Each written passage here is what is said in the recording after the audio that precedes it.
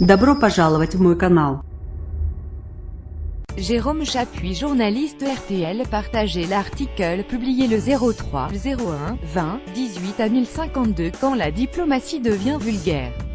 Le président américain Donald Trump continue sa bataille de coq avec Kim Jong-un.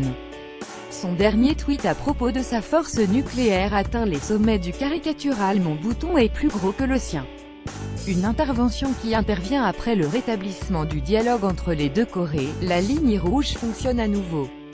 Lors de son message pour la nouvelle année, Kim Jong-un a proposé de renouer le dialogue avec la Corée du Sud tout en rappelant qu'il dispose désormais d'un bouton nucléaire. Allié de la Corée du Sud, Donald Trump s'est donc fendu d'un tweet pour rappeler au dictateur qu'il n'était pas le seul à disposer de l'arme nucléaire dans cette histoire. Dans les faits, il ne dispose pas de bouton mais de codes nucléaires qui lui permettent de lancer 900 missiles atomiques s'il le souhaite.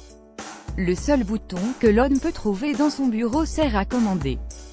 Du Coca Light, à écouter également dans ce journal Tempête Eleanor. La moitié nord de la France a connu un épisode venteux important dans la nuit du mardi 2 au mercredi 3 décembre. Au plus fort de la tempête, des rafales de vent ont déferlé à 144 km/h au niveau de la Tour Eiffel notamment. Pour l'instant, aucune victime n'est à déplorer. Politique, c'est la rentrée pour le gouvernement.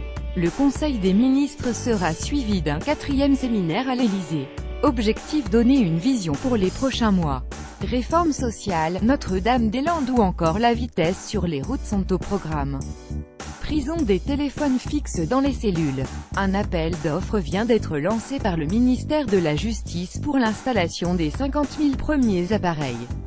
Ce dispositif vise à lutter contre la téléphonie pirate et permettre aux détenus de garder du lien social. La rédaction vous recommande lire la